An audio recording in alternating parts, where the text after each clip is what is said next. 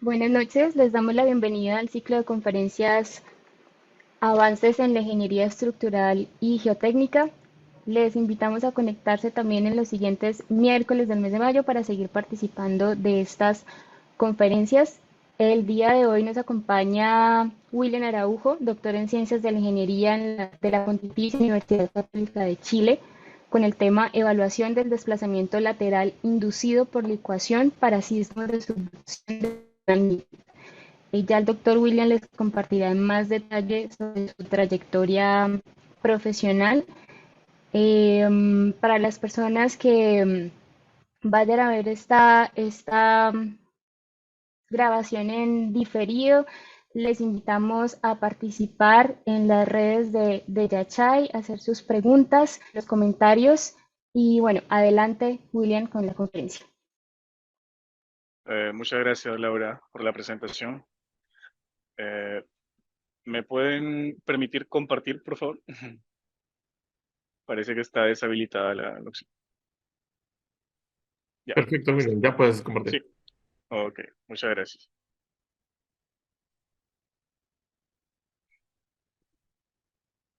Bueno, ante todo, gracias por la invitación.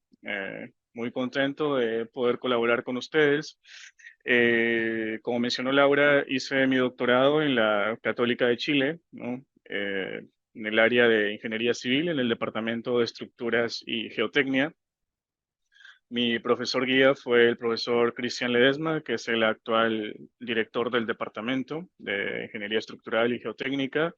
Y el tema que investigué en esa oportunidad fue la evaluación, el desplazamiento lateral inducido por licuación para sismos de subducción de gran magnitud, ¿no? Entonces, en adelante iré explicando qué significa cada término, ¿no? Desplazamiento lateral, qué significa licuación y por qué se hizo para sismos de subducción, ¿no? De gran magnitud específicamente, ¿no? Mi nombre es William Araujo y bueno, comenzaré con esta breve exposición, ¿no? La agenda para el día de hoy es la siguiente, un pequeño contexto de qué es la licuación, ¿no? Por qué es importante estudiarla, algunos ejemplos clásicos, la hipótesis inicial de esta investigación junto con los objetivos, la validación de la metodología numérica, ¿no? ¿Por qué se tomó esa herramienta numérica y cómo se validó? El análisis paramétrico numérico en función a esa herramienta escogida, cómo se realizó la ecuación de predicción y luego cómo se ha validado esa ecuación de predicción, ¿no? Finalmente, las conclusiones y algunas publicaciones que se lograron en el transcurso del doctorado y algunas que han quedado pendientes, pero que se siguen trabajando, ¿no?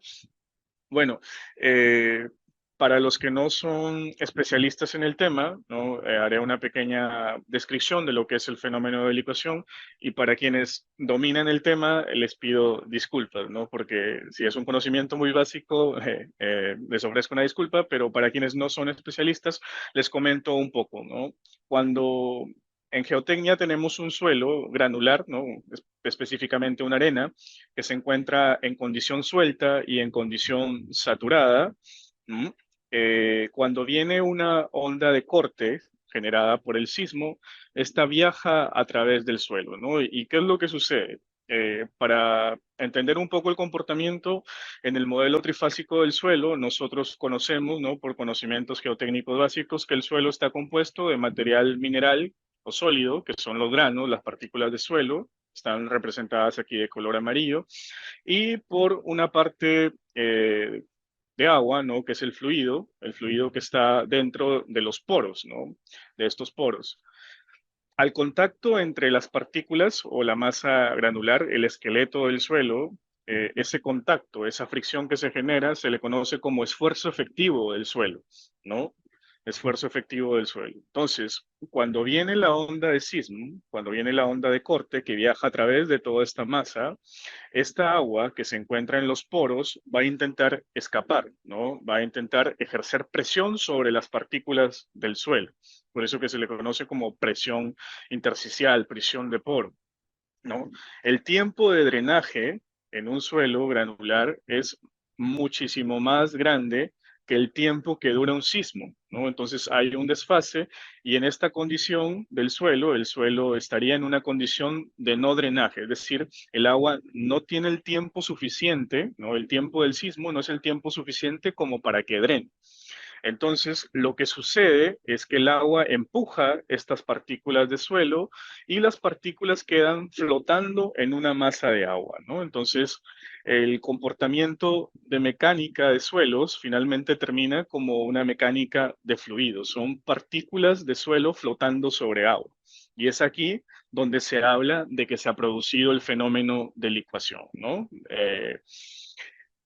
Inicialmente había una fricción, había un esfuerzo efectivo, ¿no? Un valor, pero aquí, al no haber contacto, esa resistencia o ese esfuerzo efectivo tiende a decrecer hasta valores cercanos de cero. Entonces, ya nos podemos imaginar que cualquier estructura que esté encima de ese suelo se va a hundir, se va a voltear, ¿no? O se va a desplazar. Entonces, ese es el conocimiento inicial que quiero que lo tengan en cuenta quienes no son especialistas, ¿no? De que ese es el fenómeno de licuación a grosso modo, ¿no?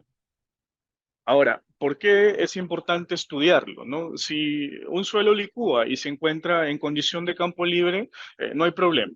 Pero, ¿qué es lo que sucede si hay una estructura encima del suelo?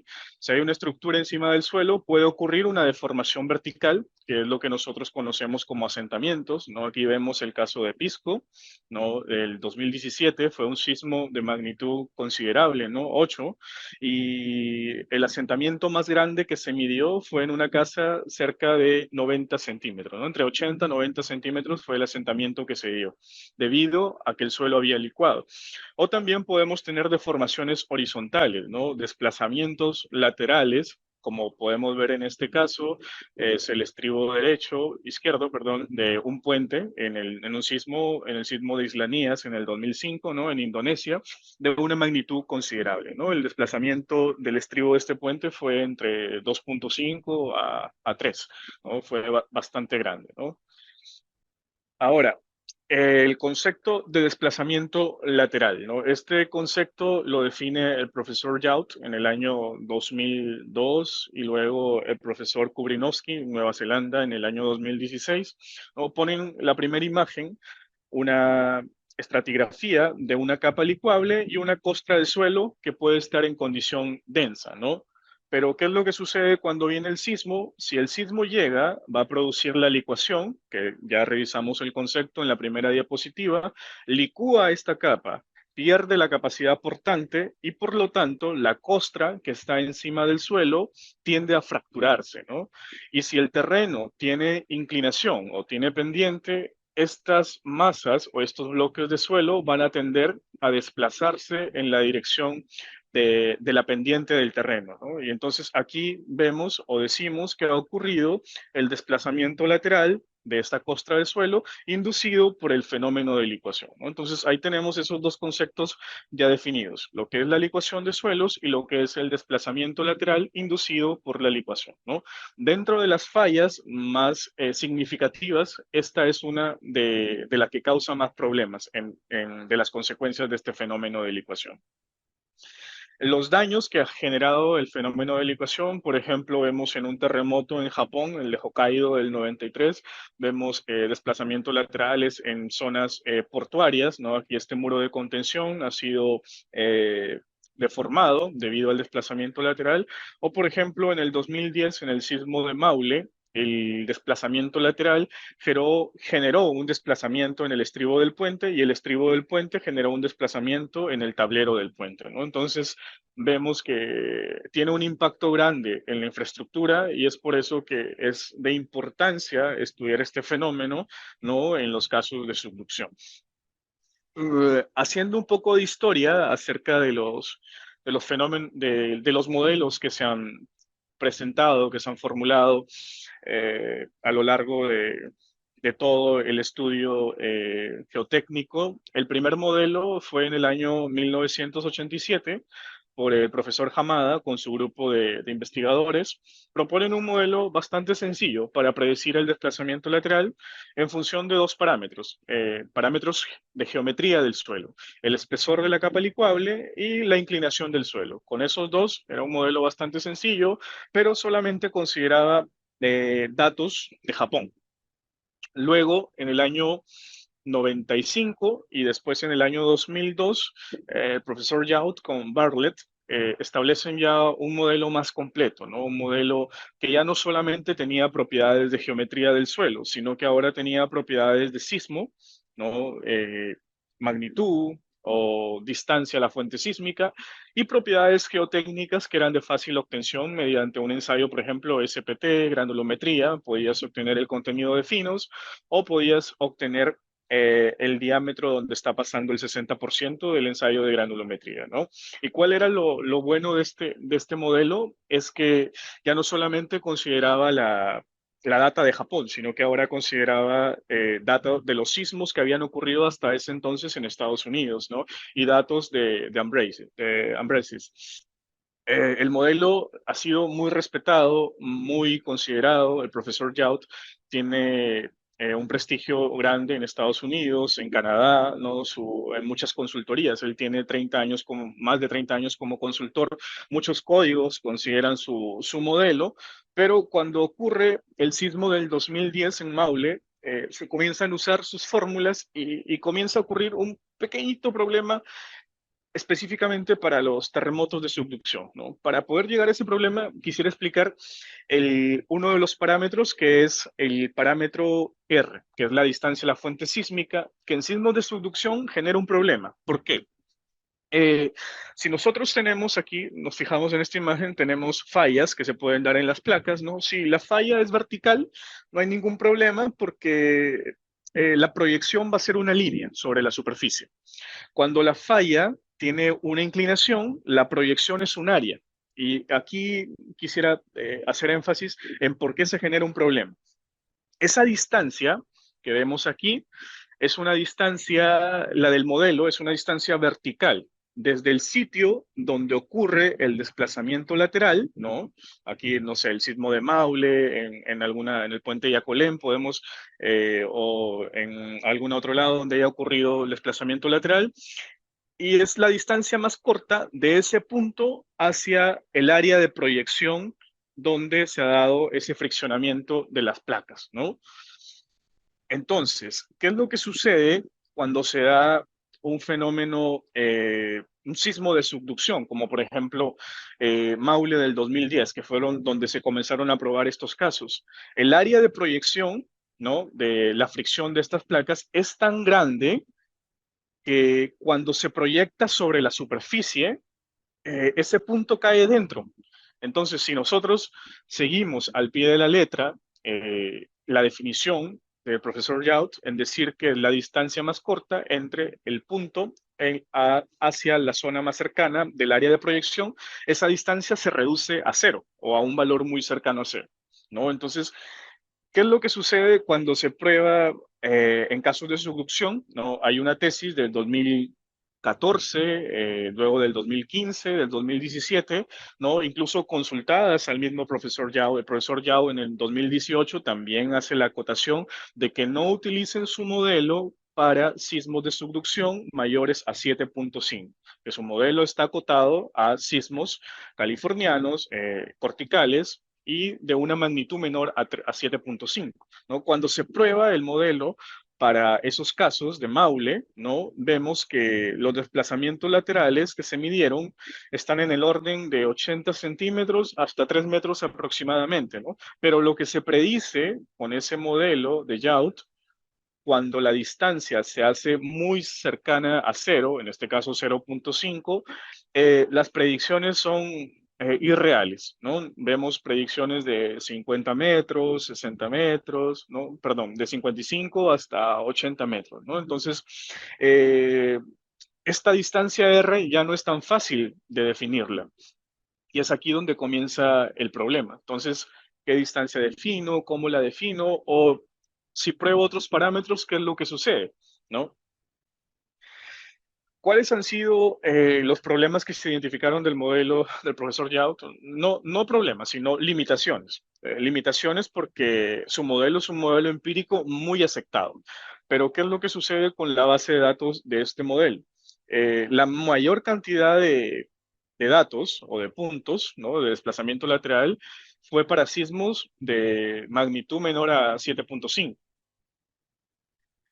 Y otro es que la gran cantidad de puntos pertenecía a sismos corticales, ¿no? Ustedes que ya la mayoría son sismólogos estructurales saben que un sismo cortical se desarrolla más en la superficie y sismos de subducción es entre el friccionamiento en las placas, ¿no? Entonces, ahí vemos esas dos limitantes y ahora la propuesta es estudiar o validar un modelo, pero para casos de subducción. ¿Por qué? Porque no existía o no existe, ¿no? No existe un modelo validado. Y ese es el que yo estoy proponiendo en mi tesis. Y luego el impacto en la infraestructura, que es bastante evidente, ¿no? De todo lo que ha ocurrido en los diferentes sismos, en los diferentes casos, ¿no? Que se han evaluado, ¿no? Y que se dieron hasta esa época. Esos son los dos problemas y los cuales sirvieron de motivación para mi investigación, ¿no? La hipótesis inicial, después de haber revisado muchos papers, de haber visto que se evaluaron diferentes distancias, ¿no? Con el profesor Cristian, dijimos, vamos a evaluar otras características sísmicas, ¿no? Que no se han considerado en esos modelos, a tomar características de geometría del suelo, propiedades del suelo que sí los han considerado en otros modelos, para ver si es que se mejora la predicción del desplazamiento lateral, específicamente para estos casos de subducción, ¿no? Y bueno, en un inicio tuvimos como la fantasía de proponer de que se iba a reducir la zona, ¿no? De que el desplazamiento que nosotros íbamos a calcular iba a quedar entre 0.5 a 1.5 veces el valor real, ¿no? Finalmente no se ha logrado, pero hay un mejor aproximamiento que ya lo vamos a ver en las siguientes diapositivas. El objetivo general fue identificar esas variables predictoras, las que tienen mayor, las que ofrecen mayor performance en el desplazamiento lateral, y generar una ecuación que esté validada, ¿no? Con ciertos casos históricos. Mi variable a predecir es el máximo desplazamiento lateral que se produce en la superficie, ¿no? Y luego todas las variables predictoras, geometría del suelo, ¿no? El espesor de la capa licuable, el espesor de la costra, la inclinación del terreno, la pendiente topográfica, ¿no? Variables geotécnicas como la densidad relativa de esa capa licuable y luego parámetros medidas del sismo, ¿no? Medidas peak, spectrum, integral, frecuencia, duración, ¿no? Esa era como nuestra propuesta inicial y ese fue nuestro objetivo de explorar si es que estas variables predecían mejor el comportamiento del desplazamiento lateral, podían predecirlo de una mejor forma para casos de subducción, ¿no? El objetivo específico uno consistió en seleccionar esa metodología numérica, ¿no? ¿Qué modelo utilizo? ¿Por qué lo voy a utilizar? Y tengo que creerle a este modelo, ¿no? Porque voy a reproducir varios casos, ¿no? Entonces, ¿cómo hago esa verificación? Y luego, una vez que la herramienta esté ok, aprobada, paso a generar una base de datos simulada, ¿no? Una base de datos, pero grande, ¿no? Una base de datos que me permita explorar, ¿no? Y decir, estas variables son las que tienen mejor correlación, ¿no? Porque no existe un registro de casos de desplazamiento lateral, entonces me tengo que limitar a generar esa base de datos, ¿no? La metodología fue seleccionar esa herramienta numérica y luego aplicarla en un análisis paramétrico o un análisis de sensibilidad, ¿no? El resultado de esto tuvo una publicación, ¿no? Un artículo WOS, ya se encuentra publicado, ¿no? Ahí si gustan al final lo muestro para que lo puedan consultar si es de su interés. Y luego, el objetivo específico número dos, una vez que ya tengo toda esa base de datos, voy a aplicarle una estadística, ¿no? Una estadística simple, luego una estadística un poquito más sofisticada con los métodos de Machine Learning y ver cuáles son esas variables que me dicen que predicen mejor el comportamiento del desplazamiento lateral y luego generar el modelo para validarlo, ¿no? Validarlo mediante casos históricos. Entonces, esto se llevó a cabo en una pasantía que inicialmente tenía que ser presencial, como cualquier pasantía, pero en el contexto de la pandemia me limité a hacerlo de forma virtual con el equipo de investigación del profesor Jorge Maceo en Georgia Tech, ¿no? Me ayudó mucho con la parte estadística y luego con la validación del modelo, ¿no? Eso está en un artículo en revisión, en una revista en Soil Dynamics. Se encuentra en corrección y ya muy pronto lo lograremos publicar con el profesor Jorge Maceo. Entonces, aquí ya viene el desarrollo de la tesis, ¿no? La primera parte fue determinar esa herramienta numérica, entonces consultamos experimentos centrífugos del proyecto VELAX. El proyecto VELAX fue un proyecto que se desarrolló en los años 90 en cooperación con muchas universidades de Estados Unidos, Japón, para estudiar justamente este fenómeno, el fenómeno de licuación de suelos, ¿no? Se estudió en centrífuga, ¿no? Fue un modelo de 10 metros de espesor de capa licuable. Fue una arena, aquí sí hay una limitación, porque las arenas de centrífuga son arenas en condición muy sueltas, de una granulometría muy fina, que no representan una arena real. Esa es una limitante, pero es lo que hay, ¿no? Y se le dio una inclinación de 4 grados, ¿no? Se colocaron medidores de desplazamiento lateral, en esta parte, medidores de aceleración horizontal y medidores de presión de poro, ¿no? Para medir la presión de poro y poder calibrar el modelo, ¿no? Entonces, experimentalmente, numéricamente, nosotros hemos trabajado con el modelo, no lo mencioné, disculpen, el PDMG White del profesor Elgamal, desarrollado en el 2002. Es un modelo bastante sencillo, tiene un costo computacional bastante óptimo, ¿no? Hace corridas muy rápidas, trabaja en el rango plástico para evaluar la licuación, ¿no? Que es un problema altamente no lineal y dependiente del tiempo. Y el código abierto, tiene un código abierto en OpenSys, ¿no? Entonces era fácil acceder a los scripts y luego hacer algunas modificaciones para poder iterar y sacar una base de datos bastante grande. Estas son algunas de las calibraciones o validaciones en cuanto a presión de poro, ¿no? Vemos que lo rojo es lo numérico y lo negro es lo experimental. En cuanto a aceleración, también hemos visto aceleraciones horizontales. Hemos tratado ahí bueno, tratamos de calibrarlas y finalmente lo que más nos importaba era el desplazamiento lateral, ¿no? Y específicamente en la superficie, ¿no? Lograr un ajuste, al menos dentro de la geotecnia, relativamente razonablemente bueno, ¿no? Y con esto podíamos decir, ok, esta herramienta nos va a ayudar a trabajar bien, ¿no? Lo mismo hicimos probando la Arena de Ottawa, que es un proyecto reciente. El proyecto LIP se desarrolló en el 2015, 2017, también un proyecto en cooperación con muchas universidades y también se hizo para estudiar el fenómeno de desplazamiento lateral inducido por licuación. El modelo era más pequeño, 5 metros aproximadamente de espesor, y también se colocaron medidores de presión de poro, medidores de aceleración horizontal, medidores de desplazamiento lateral, que es el objetivo principal de ese estudio, del proyecto LIP, ¿no? Se calibró en cuanto a exceso de presión de poro, a aceleración y en cuanto a desplazamiento lateral. Una vez que nosotros tuvimos esos parámetros ya calibrados o verificados de que esas calibraciones hayan sido las correctas, ahora, bueno, aquí explicando un poco los parámetros del modelo, son 13 parámetros, entre esos tenemos densidad, presión referencial, eh, módulo de corte, de Boole, fricciones, parámetros de contracción, parámetros de dilatancia que representan un poco la movilidad cíclica, el fenómeno de licuación, y número de envolventes de fluencia, ¿no? Que justamente este modelo constitutivo del suelo. Una vez que tuvimos ese parámetro calibrado en centrífugas, ahora lo intentamos probar con un caso real, ¿no? Con el caso de Los Rojas, que fue un caso que se dio en el sismo del 2010 de Maule.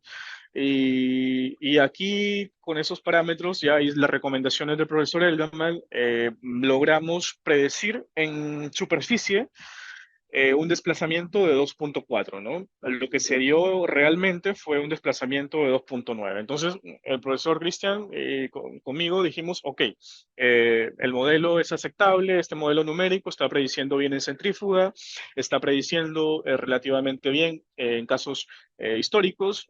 Sigamos en la siguiente etapa. La siguiente etapa era el análisis paramétrico. En el análisis paramétrico, eh, el objetivo era formular la mayor cantidad de casos posibles en contrastancia con casos reales, ¿no? Que no, tampoco no nos podíamos ir a casos irreales, para generar una base de datos amplia que me ayude a formular ese modelo matemático, ¿no? Entonces, definimos un espesor de suelo de 30 metros, conformado por costra, una capa licuable y una capa densa, ¿no? Inclinamos ese suelo, ¿no? Para ver el efecto que tenía la pendiente, ¿no? Razonablemente intuíamos que a mayor pendiente, mayor desplazamiento lateral, ¿no? Pero numéricamente teníamos que corroborarlo, ¿no? Espesores de capa, como los que pueden ver ahí, entre 5 a 20 metros de capa licuable, que se han dado algunos casos, y espesores de costra entre 2,5 y 5 metros, ¿no? En total tuvimos 72 perfiles de suelo. Y después juntamos una base de datos de subducción que hasta ese momento no existía. Después que la terminamos de juntar, nos llegó la noticia de que ya había una base de datos que se había creado en Estados Unidos, ¿no? Pero hasta ese momento nosotros fuimos página por página, fuente por fuente, en el SISMIC de Perú, en el KICNEP de Japón, en la página de la UNAM para ver sismos de México, en CIBERRIX de Chile para ver casos de Chile, ¿no? Junto con una compañera de doctorado, Irene, juntamos esa base de datos, vimos que estén corregidos, ¿no? Que esos datos de sismos sean los correctos, y luego filtramos aquellos que eran mayor a 7,5, que se hayan registrado en suelos tipo A, tipo B, con una velocidad de onda de corte mayor a 700, ¿no? Y aproximadamente tuvimos 102 registros sísmicos, ¿no? Esos 102 registros sísmicos multiplicados por los 72 perfiles de suelo nos dieron una cantidad de análisis de 7,344 modelaciones numéricas, ¿no? Y en sí eran modelaciones que inducían a la licuación y que me iban a causar desplazamiento lateral, ¿no? Que era la variable de control que yo quería evaluar. Una vez que, bueno, aquí explicando un poco la data de los sismos, los PGAs estuvieron en el orden de menor a 0,4, PGBs menor a 60, la intensidad de áreas menor a 12, ¿no? La intensidad de Houston menor a 300, el CAF, que fue una variable que predijo muy bien el comportamiento, menores a 7.000 centímetros por segundo, y las duraciones menores a 200 segundos, ¿no? Más o menos en ese orden estuvo la base de datos. Y ahora, para no hacer toda la modelación en masa, primero íbamos verificando si es que se estaban dando valores razonables, ¿no? Entonces se hizo como una tendencia de resultado.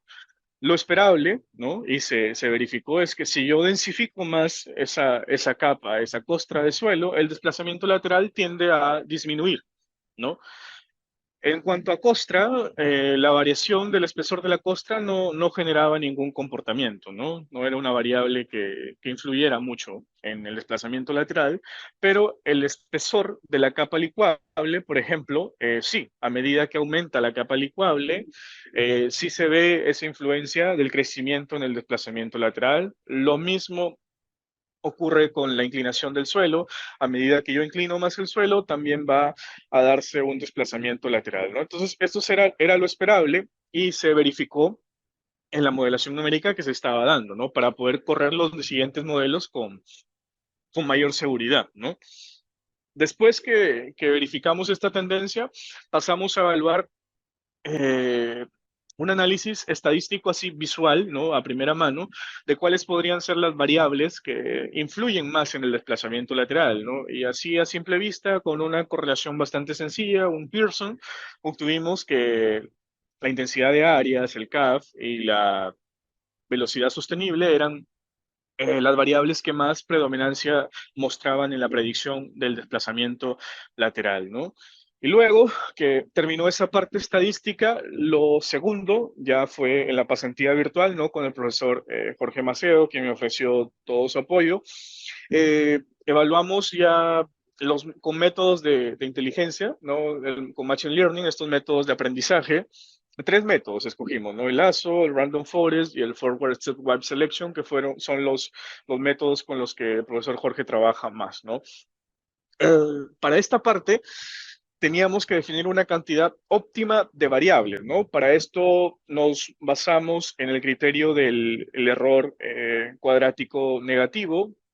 Y aquí en esta gráfica lo que vemos es que el error ya se mantiene constante, ¿no? Es decir, la predicción ya es óptima para cinco variables, ¿no? A partir de cinco variables ya el error es casi el mismo, no hay mucha optimización. Entonces, el punto más óptimo es en cinco variables. Entonces, de esos métodos íbamos a escoger cuáles son las cinco variables que predicen mejor el comportamiento del desplazamiento lateral cuando el suelo licúa.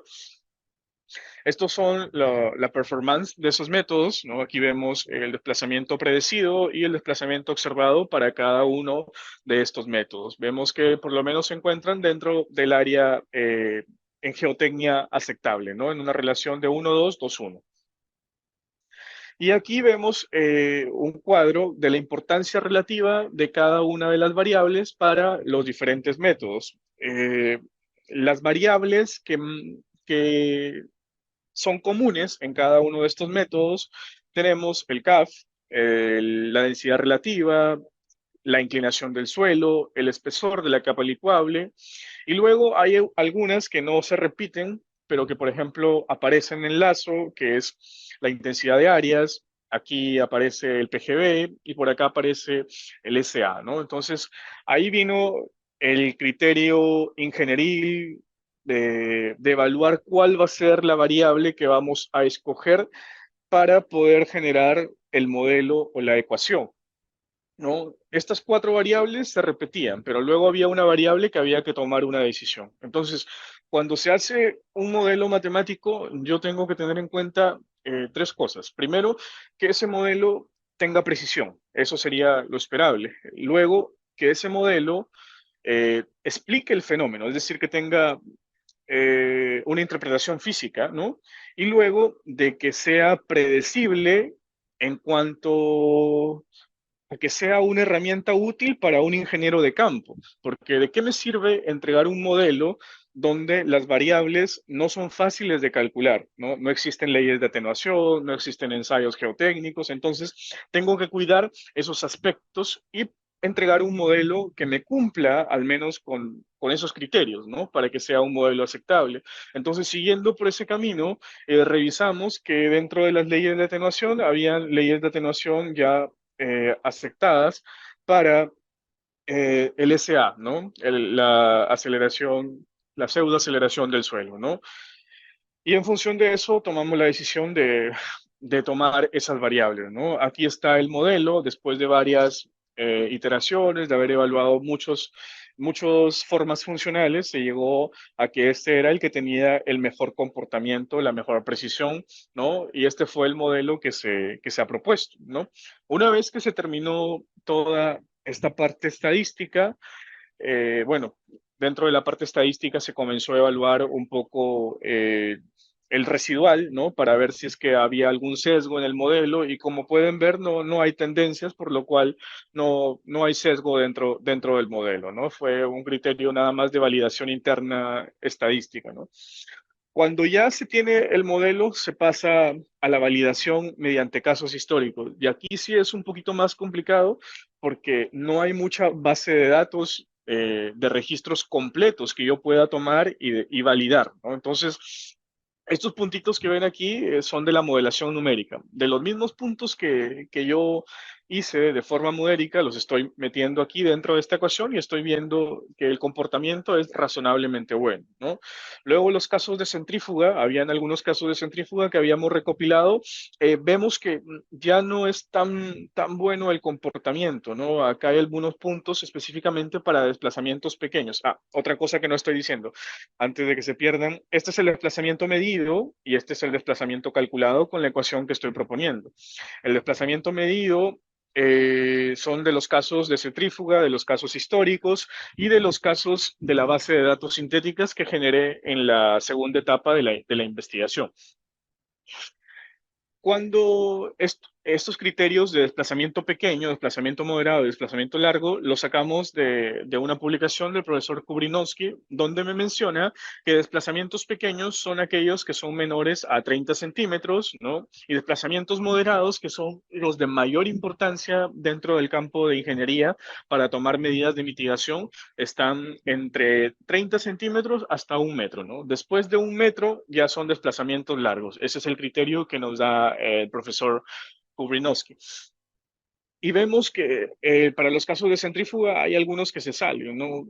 Explicaciones que hemos tratado de buscar es porque el modelo fue calibrado para casos corticales, no para casos de subducción.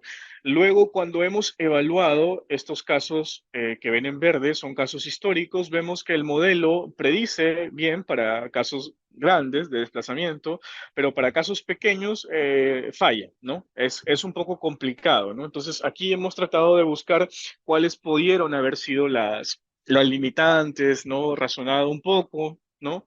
Para siguientes investigaciones, ¿no? Un caso histórico que pongo aquí a la vista es el caso de Lebu, que se dio en el 2010 también, en el sismo de Maule.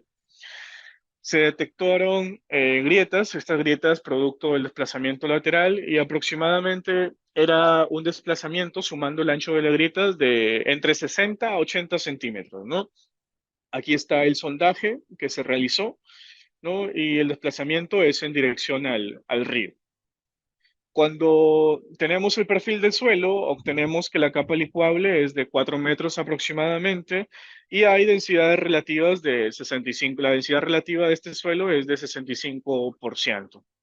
La pendiente, poniéndonos en el caso más crítico, 2%.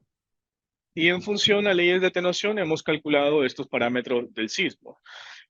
Obtuvimos un desplazamiento aproximado de 1 metro, ¿no? Entonces 80 centímetros con 1 metro es algo geotécnicamente aceptable, ¿no? Un caso bueno. Luego, para un caso de Yacolén, el puente Yacolén, también en el sismo de Maule, se observó un desplazamiento, el mayor desplazamiento entre esta losa y los pilares del puente de 25 centímetros, ¿no? Se evaluó el sondaje, el SPT, que estuvo cerca de esta zona del puente. Se obtuvo 7 metros de capa licuable y una densidad relativa a cerca del 50%, ¿no? La pendiente de 1% y con leyes de atenuación se obtuvieron estos parámetros del sismo. El desplazamiento calculado fue de 1,40 m, ¿no? 1,40 m, ¿no? Mientras lo medido fue de 25 centímetros, ¿no? Entonces aquí ya el modelo no está prediciendo bien, ¿no?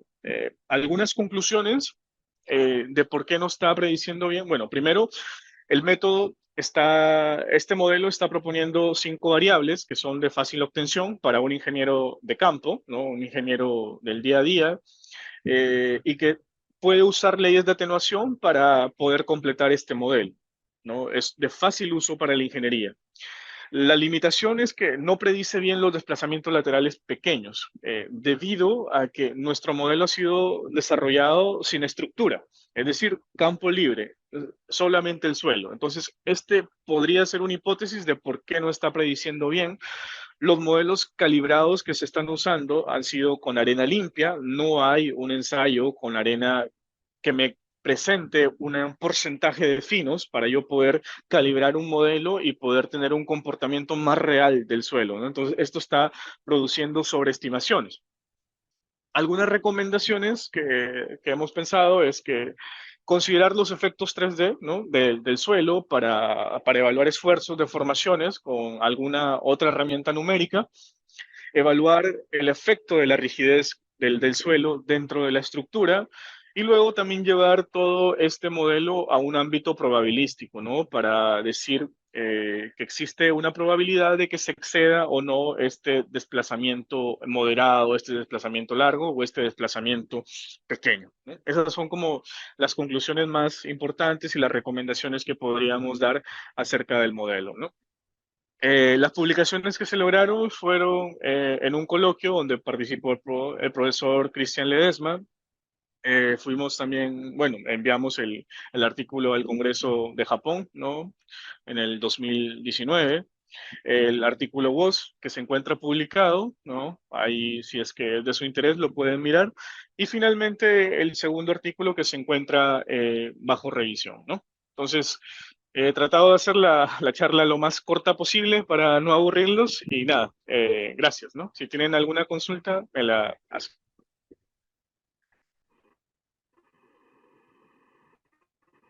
Muchas gracias, William, por compartir con nosotros esta investigación. Si alguno tiene preguntas, le invitamos a utilizar el chat o si quieren levantar la mano. Mientras tanto, yo quisiera hacer una pregunta. Así como hay mapas de amenaza sísmica, ¿es posible generar como una especie de mapas con isolíneas de el desplazamiento esperado del suelo?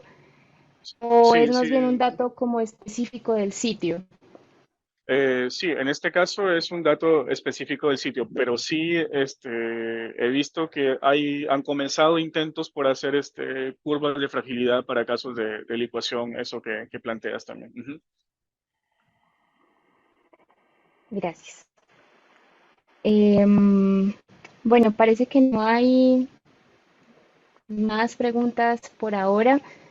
De nuevo, muchas gracias a William por su tiempo y a los asistentes por su interés y aceptar esta invitación. Les invitamos a seguir conectados con las redes de Achai y a inscribirse a las siguientes conferencias de este ciclo. Buenas noches a todos. Gracias.